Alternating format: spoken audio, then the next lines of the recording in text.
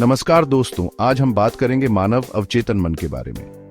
ये एक ऐसा विषय है जो हमारी सोच और व्यवहार पर गहरा प्रभाव डालता है। ये हमारे अंदर छिपा एक ऐसा रहस्यमयी संसार है जिसके बारे में जानकर हम अपनी जिंदगी को एक नया आयाम दे सकते हैं।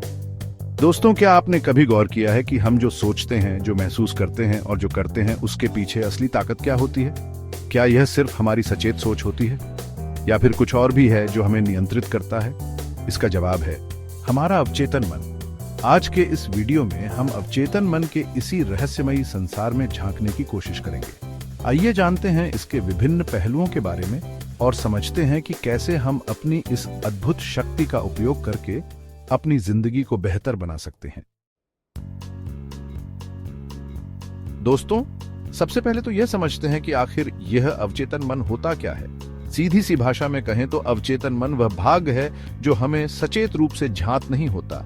यह हमारे दिमाग का वह हिस्सा है जो हमेशा सक्रिय रहता है, चाहे हम सो रहे हों या जाग रहे हों। यह एक तरह से हमारे अनुभवों, यादों और भावनाओं का विशाल भंडार है। लेकिन दोस्तों, यहाँ गौर करने वाली बात यह है कि भले ही हमें अपने अवचेतन मन के बारे में पता न हो, लेकिन यह हमारी जिंदगी को बहुत गहराई से प्रभावित करता है। यह हमारी सोच, हमारे व्यवहार, हमारे फैसले, यहाँ तक कि हमारी भावनाओं को भी नियंत्रित करता है। यह एक तरह से हमारे व्यक्तित्व की नींव है जो हमें वो बनाता है जो हम हैं। अब सवाल यह उठता है कि आखिर यह अवचेतन मन करता क्या है? दोस्तों, अवचेतन मन का सबसे महत्वपूर्ण काम है हमारी यादों, विश्वासों और अनुभवों को संग्रहित करना।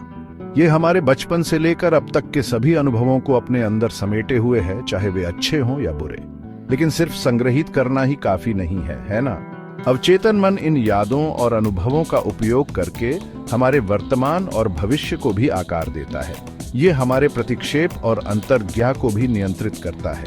कभी कभी हम बिना सोचे समझे कुछ काम कर देते हैं या फिर हमें अचानक से कोई एहसास होता है। ये सब हमारे अवचेतन मन का कमाल होता है। दोस्तों, जैसा कि हमने पहले भी चर्चा की, हमारा अवचेतन मन हमारे व्यवहार को बहुत हद तक प्रभावित करता है। हमारे बहुत से निर्णय और क्रियाएं अवचेतन मन के प्रभाव में होती हैं।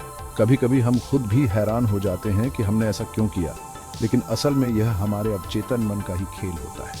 उदाहरण के लिए, अगर आप किसी से मिलते हैं और आपको बिना किसी वजह के उससे डर लगता है, तो हो सकता है कि आपका अवचेतन मन आपको उस व्यक्ति के बारे में कुछ ऐसा बता रहा हो जो आपकी सचेत सोच को समझ नहीं आ रहा। इसी तरह अगर आप बिना सोचे समझे कोई काम कर देते हैं तो यह अक्सर आपके अवचेतन के कारण होता है। चैप्टर 4, भावनाओं का प्रभाव। दोस्तों, क्या आप जानते हैं कि आपकी भावनाओं का जन्म कहाँ होता है? यह आपके अवचेतन मन में ही होता है। हमारा अवचेतन मन हमारी भावनाओं को समझता है और इन्हें हमारे निर्णयों पर प्रभाव डालता है। अगर आप अंदर से खुश और संतुष्ट हैं, तो आपका अवचेतन मन आपको सकारात्मक सोचने और सकारात्मक काम करने के लिए प्रेरित करेगा। लेकिन अगर आप अंदर से दुखी या निराश हैं, तो आपका अवचेतन मन आपको नकारात्मकता की ओर धकेल सकता है। इसलिए यह बहुत जरूरी है कि हम अपने अवचेतन मन को सकारात्मक विचारों और भावनाओं से भरें। चैप्टर 5, स्मृति संग्रह। हमारा अवचेतन मन एक विशाल पुस्तकालय की तरह है जहां हमारी सभी यादें संग्रहित हैं। यह उन सभी घटनाओं, अनुभवों और जानकारियों को अपने अंदर समेटे हुए है जो हम कभी भूल चुके हैं या जिन्हें हम याद नहीं रखना चाहते। कभी कभी हमें कोई पुरानी बात अचानक से याद आ जाती है या फिर हमें कोई ऐसा सपना आता है जो हमारे अतीत से जुड़ा होता है। यह सब हमारे अवचेतन मन का कमाल होता है। यह हमें बताता है कि हमारा अतीत हमेशा हमारे साथ रहता है, भले ही हम उसे याद रखें या न रखें।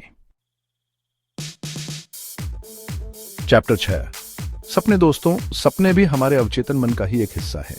जब हम सोते हैं तो हमारा सचेत मन आराम करता है, लेकिन हमारा अवचेतन मन जागता रहता है और इस दौरान यह हमें सपनों के रूप में संदेश भेजता है। ये सपने अक्सर हमारी चिंताओं, भावनाओं और दैनिक अनुभवों का प्रतिनिधित्व करते हैं। कभी कभी हमारे सपने हमें डरा देते हैं, तो कभी हमें हंसाते हैं और कभी कभी हमें कुछ नया सोचने पर मजबूर कर देते हैं। ये समझना बहुत जरूरी है कि हमारे सपने हमें क्या बताने की कोशिश कर रहे हैं। दोस्तों, अब तक हमने जाना कि हमारा अवचेतन मन कितना शक्तिशाली होता है और यह हमारी जिंदगी को कैसे प्रभावित करता है। लेकिन क्या आप जानते हैं कि आप अपने अवचेतन मन को बदल भी सकते हैं? जी हाँ, आपने बिल्कुल सही सुना। अवचेतन मन को पुनः प्रोग्राम किया जा सकता है। इसके लिए आपको बस इतना करना है कि आप अपने विचारों और भावनाओं को बदलना शुरू कर दें। ध्यान, सकारात्मक एफर्मेशंस और दृश्यांकन तकनीकों का उपयोग करके आप अपने अवचेतन मन को नकारात्मकता से मुक्त करके उसे सकारात्मकता से भर सकते हैं। दोस्तों, मनोविज्ञान में अवचेतन मन का बहुत महत्व है। चिकित्सा सत्रों में मनोचिकित्सक अक्सर अपने मरीजों के अवचेतन मन को समझने की कोशिश करते हैं ताकि उन्हें उनकी समस्याओं का कारण पता चल सके।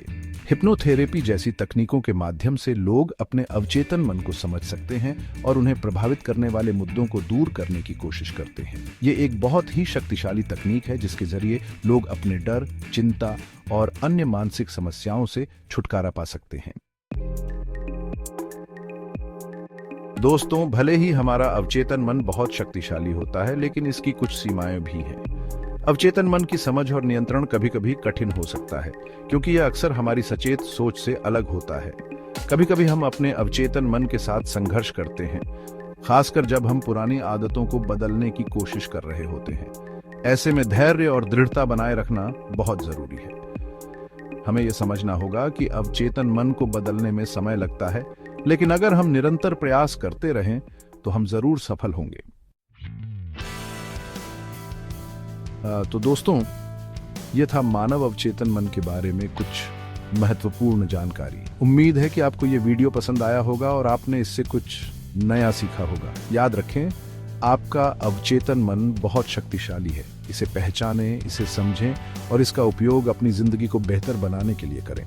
अगर हाँ, तो लाइक और सब्सक्राइब करना ना भूलें। धन्यवाद।